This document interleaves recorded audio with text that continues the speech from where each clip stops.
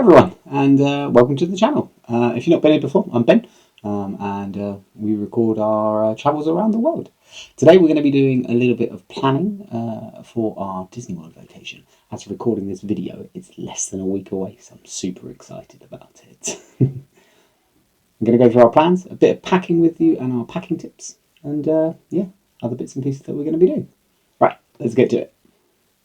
I'm going to try and do this in order of the times it comes up on holiday. So we're going to go car parking, then on to flights, then car hire, hotels, tickets, activities, dining, etc. So let's see how it goes. Right, let's start with car parking. So parking, we're going to be using the meet and greet parking at Heathrow from Sky Park Secure. We've used them before and they were pretty good, so happy to go with them again. We booked it in January this year and it cost us £138. It's a bit more than the long stay buses in, but I just really like having our car there when we get off the plane. So flights, we're flying with Virgin again and have been saving our points and companion vouchers, so we've managed to snag upper class flights. We were originally on the afternoon flight, which was about 3 o'clock, but that doesn't land until 7:30 in the evening, Florida time. And by that time, you get out of the airport and everything, and then by the time you get to your hotel, it's quite late. It's like 10, 11 o'clock at night. And as we're driving this time, I just didn't really want to be driving that late. So I kept my eye out for the earlier flight. When we booked it, there wasn't any reward availability on the 9:20 flight, but kept checking, and there were still plenty of seats available for cash bookings, which means they sometimes open them up for reward flight bookings. And last week, so that was 2 weeks before we flew, there were some more reward seats available. So we moved across to the morning flight. It was £25 each, I think, admin fee to move them. So more than happy for that to get the flight that we want. It was a quick call to Virgin because you couldn't do it online. And now we are on the 9:20 flight. They also told me that 2 days before the flight, they will release all available seats as rewards flights. So if you booked a flight cash or something like that, but you're looking to upgrade, you can check 2 days before, and there should be, if there's still availability in the regular seats, that should then also be seats you can book with miles and stuff as well. So that's really great. I'm really happy. I much prefer the extra 6 hours of holiday that we get because we fly out a bit earlier, and I'm not going to be as tired in the evening, which is really good too. One of the things I love about the Virgin flights, I think it's on BA and other airlines as well, is that you can see the entertainment that you've got on the flight before you go on there. Just lets you plan a little bit more. If you like stuff to do on the flights, you can have a look and see what films, TV series, etc. you want to watch, just to know if you need to load up your iPad and your laptop with stuff you want to watch, or whether there's plenty on the flight that you do want to watch. Luckily for me, there's a few films on there that I want to catch, so that's good. Because we're flying out in August, they change it every month. So we've got August now, and when we fly back, it'll be in September. So then we will have a different selection of films as well. So something new to watch on the way back. So happy days. Also with Virgin, in Upper and Premium, you can pre-order your meals for the flight. They have some exclusive options that are only available on pre-order as well. So this is normally available about a week before your flight, but if it's not showing up, you can just go to this web address, put in your booking reference number, and then you should be able to make the reservations for your food if you are allowed to. Normally you get an email through, but if you don't, you can book it on that instead. So I've gone for, I think it's wild boar and mashed potatoes, which looks very tasty as well. There was a truffle mac and cheese, which I was trying to decide on, but no, I thought I'd try the wild boar instead. Kate's gone for the truffle breaded chicken, which looks really good too. So car hire. Normally we don't go in for a car, but we're doing things a bit differently this time, which means it'll be a lot easier to get around rather than us relying on Ubers. We went on a load of comparison websites, looked around, kept hunting, kept an eye on the price, and eventually we've gone through VIP cars, and the car is with Sixt. It's going to be about $450 on the day, and it's a Chevrolet Trailblazer or similar, so who knows what we'll get. We were originally paying a bit more, but it pays to book one with free cancellation. You just keep checking, and it saved us about £100 in the end, so it's not too bad at all. Also on that note, we've booked separate car hire, excess and other bits and pieces insurance. So rather than when you get to the counter them saying, oh, you need to book our extra insurance, because you're covered in general, but you can claim your excess back. We've booked that separately through, I think it was money saving expert, Martin Lewis suggested it, so we gave it a go. And then hotels. So this trip we booked a few different hotels, so strap in. So our pre-airport hotel, we're trying out the Renaissance Hotel at Heathrow this time. It's actually opposite the Ibis Styles, which we stayed at last November, so you can go back and check that out if you want to have a look. So we know it's easy to get to, at least we can just catch the bus back after dropping off the car. We booked it in January this year and we got it for £75, which I don't think is too bad for the night before at the airport. Then we've got a bit of a shuffle our first few nights in Orlando. So we're going to Universal the first couple of days that we were in Orlando, but obviously with the flight that we previously had, we were getting out there quite late, so we didn't really worry about what hotel that we were having the first night, and we're not going to the parks either, so we don't need to worry about the express passes that you get with booking a deluxe one. So what we ended up doing, we ended up just staying for one night at Endless Summer Surfside, and that cost us £125. So it's just a hotel just to drop our stuff off at for one night, because then the second night we move into Lowe's Royal Pacific, and that one cost us £375, and that's the one that you get the express passes for. So if we booked the Lowe's for both nights, it would cost us an extra £250. So we thought we'd save that little bit of money and just have a place to crash for the evening, and then move in the mornings, get our express passes and all that stuff. We may curse ourselves for that, for trying to save that money, because it's moving hotels in the morning and it's going to be a bit of a hassle, but we'll see how it goes. We've stayed at Royal Pacific a number of times before. We absolutely love it, love the ambience and the style, love the fact that it's walking distance to the parks, and love those express passes. They're unlimited, so you can use them on every ride as many times as you like. So we are really looking forward to that. And then on our third night, we moved to our hotel for the rest of the stay, Disney's Polynesian Resort, and we've got 13 nights staying there on our DVC points. This is our first time using our DVC points, so we're super excited about that. Love the fact that we just get a boat over to the Magic Kingdom, monorail down to Epcot. We'll have the car if we want to drive to Hollywood or Animal Kingdom, etc. And we are so looking forward to staying there. We absolutely love the Polynesian, all the food there, and again, just wandering around the resort is beautiful. We're actually going to get to use the pool this time, which we didn't last year, so that's good. Well, fingers crossed anyway, which would be really cool. And also, because it's a deluxe resort, we're going to get those extended evening magic hours, I think they're called. So it's an extra 2 hours in Magic Kingdom and Epcot on like a Monday and a Wednesday. So it's hopefully a bit quieter. We get a few more rides done for that. Right, but what that means is lots of room reviews coming up. So 4 different hotels that we're staying at. So a bit of moving around, but the majority of the holiday is going to be those 13 nights in the Poly. Can't wait. And then tickets. This is super easy. So we just got our tickets through Attraction Tickets Direct. Well, our Disney tickets through Attraction Tickets Direct. They're the 14-day ones that you can use over 18 days, I think it is. And they cost us £504 each. It's quite a lot, still a lot of money, but I think we managed to get it on a sale or something like that. So we got a bit of a saving on that. And with regards to Universal, we're lucky enough that we've got some friends that work at Universal, so they've managed to get us some tickets through them, which is brilliant. So we're really grateful for that.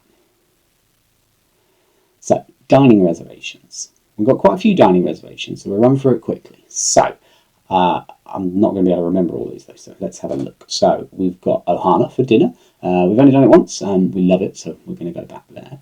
We've got Oga's Cantina for breakfast. They don't do really food, it's just drinks kind of thing, but in the morning they do that Black Spire brew, which is kind of like a cold brew coffee, which is delicious. We've got Rodeo's Roundup barbecue for lunch. We didn't get to it last trip, and I've been looking forward to that, so we're going to give that a try. We've got Art Smith's Homecoming. Again, did this once years ago, really enjoyed it. That fried chicken was delicious, so we're going to give it another whirl. We've got Todd English's Blue Zoo. So this is at the Dolphin.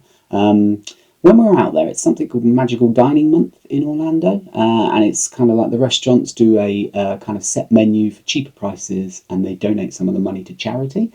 So we thought we'd look at some of the other restaurants that are available in it. There's some on Disney property, like this one, and some others. And we've looked at Blue Zoo a number of times in the past, but it's very expensive. $95 for lobster expensive, so we haven't gone there before. But this three-course menu for $65 looks really good, so we thought it's not cheap, but we may give it a try as a kind of special treat. We've also got Toledo booked, which is at Coronado Springs. Again, somewhere we've wanted to go for a while, but just never got round to it because getting to Coronado Springs on the buses and things, and then back to your own resort can be a bit of a hassle. Where we've got the car this time, it's going to make it much easier. We've got Space 220 Lounge booked, so we love this place. Being up in the space station is really, really cool.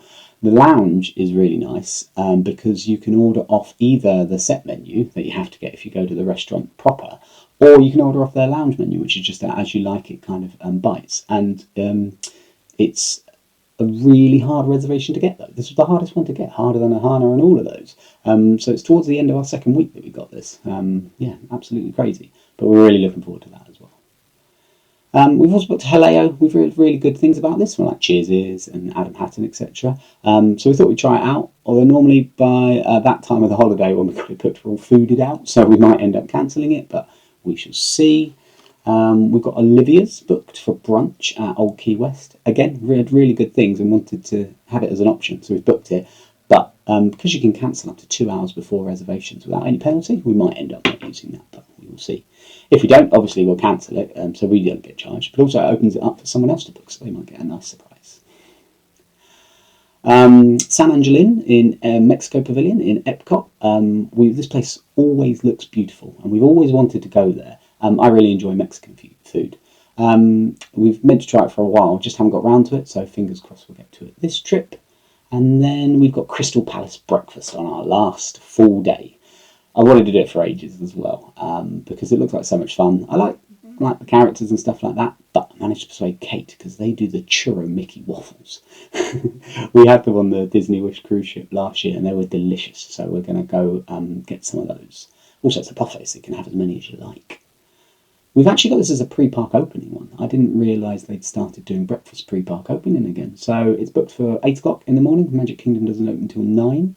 Obviously, we've got the early park entry at 8:30, but it'll be really cool to get a wander around the parks with Magic Kingdom with hardly anyone in it. So looking forward to some great photos. Is there any places that you think we've missed? Any places that are like a must-eat for you? Any bookings that you have to have every single holiday?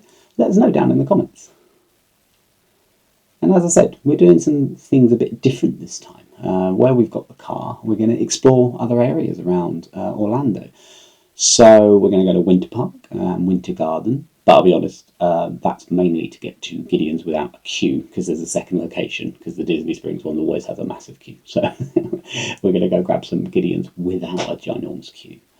But we're also going to be going bioluminescent kayaking at night. So this looks super cool. I've seen it popped up a couple of years ago. It's where you get in a see-through kayak and you're paddling around the waterways. And there's this plankton, it's called dinoflagellates or something, that lights up blue when it's disturbed. So when the kayak's going through it, you can see the blue light glowing around your kayak. And when you're paddling as well, it all lights up. Apparently it looks really, really amazing in real life. The videos look super cool in it as well. It's out by Kennedy Space Center, so this is one of the main reasons we got the car, because getting an Uber out there, one, it's going to be expensive, but two, where it's at night, on the way back, it's going to be like 10, 11 o'clock at night, and waiting around in a random swamp in Florida for an Uber just seems like it's not the best choice. So yeah, we're really looking forward to it though, and it's going to be something a little bit different. When we booked that, I think the company we used were called A Day Away Tours. They got really high reviews, and also when you're booking it, it's important to look at kind of like the phases of the moon, apparently, because it makes sense. If there's a really bright moon in the sky, you're not going to be able to see the light from the plankton as much. So I think we booked it when the moon is at its like newest, so there shouldn't be much light. So fingers crossed it's a good evening, and fingers crossed it's not rained off. Although they do have a rebooking policy, is if it gets rained off, you get to come back another day. We shall see. But are there any other off-site activities that you like to do? Any other non-Disney things around the area you think we should do? Again, chuck it in the comments. We're open to ideas. We've got the car this time, so we'd like to try and explore some other bits around Orlando. So also now Genie Plus. No, wait, is it Genie Plus? Okay, Genie Plus is no longer a thing. Don't worry about that anymore. It's now Lightning Lane Multipass. And this is more similar to the free FastPass Plus system that we used to have, where you can pre-book, but now you can only pre-book a week in advance rather than the 60 days that it used to be with FastPass Plus. So we go in September because it's quite a time of year, so we're fingers crossed we won't need to use the Lightning Lanes as much kind of thing. But we've pre-booked it a couple of days just to see what it's like. So we've pre-booked a day in Magic Kingdom and a day in Hollywood Studios with some of the rides. You can pre-book 3. There's tiers, so there's only 1 from the top tier and 2 from the lower tier that you can book. So we've done all that to give ourselves a go of what it's like.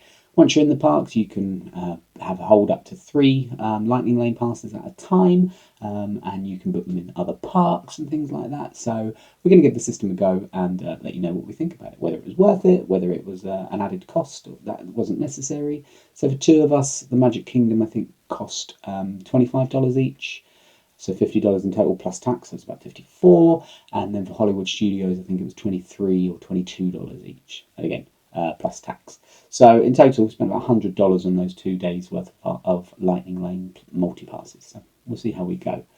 We're keeping an eye on it. The single pass Lightning Lanes, so those more popular rides, are still available on the day mostly. So things like Guardians, or Avatar, Tron, Seven Dwarfs, and I forgot what the one in Epcot. No, it's Guardians. And Rise of the Resistance are all single passes, so you buy them one at a time. We're going to see how we go with those, whether we want to buy those on the day, just because we don't want to spend that much money up front, and we might get the virtual queues, etc. So we'll see how we go with those. But there are some difficulties booking it from the UK, but there is a very easy workaround that I'll show you right now. So if I go to book new Lightning Lane passes when I'm not in the US, when we click on the purchase Lightning Lanes, it will come up with this error message saying we're not in the United States. So what you need to do, the workaround is you go to your settings, search for location services, and turn all location services off. It will give you a little alert. You then go back to your Disney app. You scroll down to your account settings, and then again click on account settings here, and it will load a web page asking you to log in. On this one, you scroll all the way down until you get to location. And in your country of residence, you put the United States. Once you save those settings, you then go back into the My Disney Experience app. You try and book those Lightning Lane passes again. And voila, it will let you book Lightning Lane passes as if you're in the United States. No problems. So just going to go through the process of booking Lightning Lanes. The first thing you need to do is select what date that you want to travel. We'll just pick any one here. And the next thing you need to select is your park. Now on this stage, it will tell you how much it costs for the multi-pass per park, and also how much the individual Lightning Lanes or Lightning Lane single passes is. You can select multiple things on this menu to do them all at the same time, or you just go one at a time. So we're going to try Magic Kingdom. As you can see, it's $25 per person for this day. And then we're going to click through to the continue. And then we need to select the people that we're picking on this one. So this is your party. Once you click the continue, it will take you through to select the rides that you want to choose. Tiana's Bayou Adventure is selling out quick, as is Haunted Mansion. And funnily enough, apparently, Winnie the Pooh. These are going really quick. So these are the 3 that we're going to select beforehand. As you see, there's tiers. It's only 1 from the top tier and 2 from the other tier. Once we hit continue, it's going to give us the best options. So 9 o'clock, 10 o'clock, 11 o'clock. Not bad times because they're first thing. And so once we use these on the day, we can book other ones. However, if we go to the modify one, 9 o'clock's the earliest one. If we go on Haunted Mansion and click modify though, it brings up an earlier time, 20 minutes earlier. Which is important because that's an extra 20 minutes on the day when we'll be able to book another pass. And then if we go to Winnie the Pooh and click modify, 10:20, sorry. That's 40 minutes earlier. Again, that's 40 minutes head start on other people booking passes. So that can be a really useful feature to get you more passes in a day. And once you're happy with your times, you scroll down, you'll see the totals. Obviously this isn't adding tax, and then you hit that continue button and go on to pay. Super easy. Also on this holiday, we are having some friends that are coming out with us. You might get to meet them. I'll introduce you as and when if they want to be on, but they might not, so we will see. But it's their first time in Florida Disney, in Disney World. They've been to Disneyland in California before, and I think they've been to Disneyland Paris, we're not sure. But Orlando, whole different thing. So we've taken up most of the planning. That is a lie. I've done all the planning, because I love it, and they were just happy to let me do that. So the first week is when they're out with us, so they arrive one day after us and then leave on the Friday of the first week. So we've effectively got kind of one day in each park. We're going to be hitting both Universal parks, so Islands and Studios on the Sunday with Express Pass, hoping to get around everything. Monday we're going to Magic Kingdom.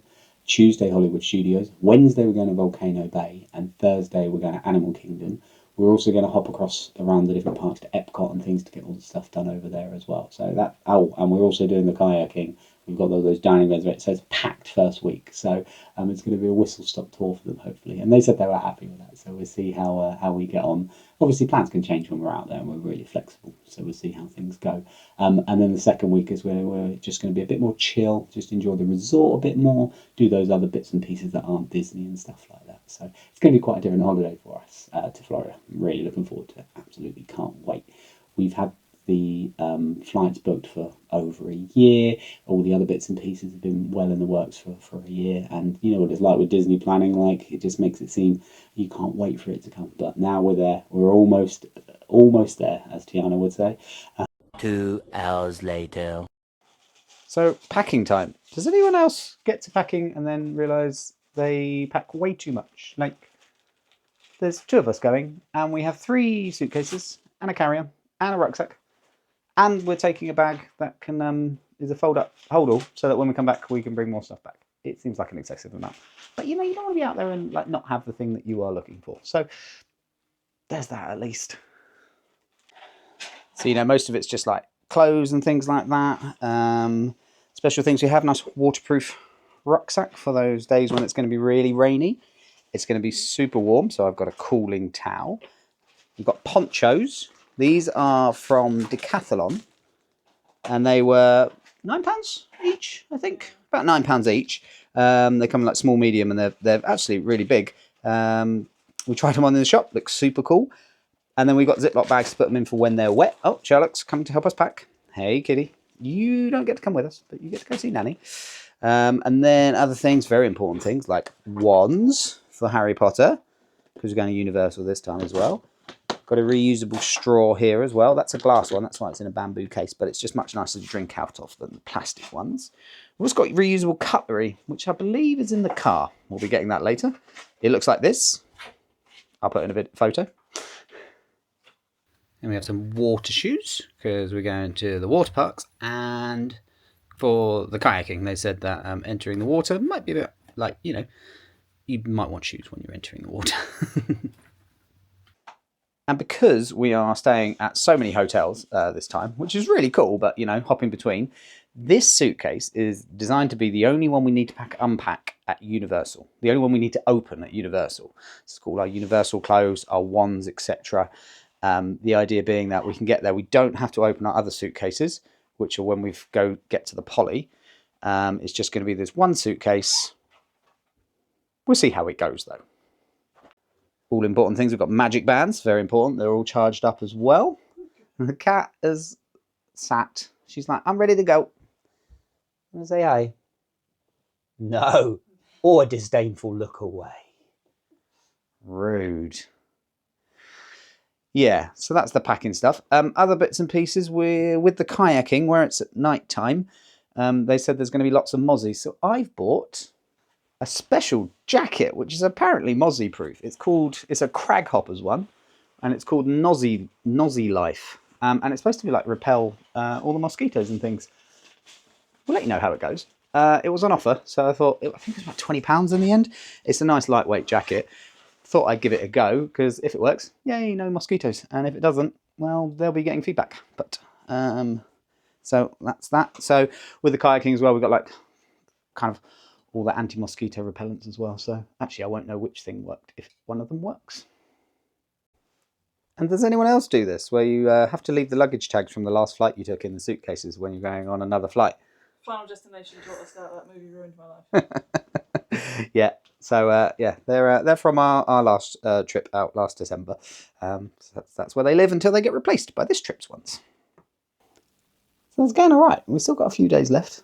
Planning ahead, packing everything so that we don't like use it up before we want to go on holiday. Yeah, it's getting there. Yeah, that's it. Is there anything you think we've missed at all? As I say, drop it down in the comments if you think like there's some lightning lane that we absolutely must book in this time of the year, or any other things we haven't thought of that you think we should do. Please let us know. Really appreciate you guys watching, and thanks very much. Please hit the like button if you found anything useful in the video, but hit the subscribe button if you want to see what we get up to. Well, the videos will be coming out shortly with the rest of the trip on. So thanks very much for watching. Happy travels.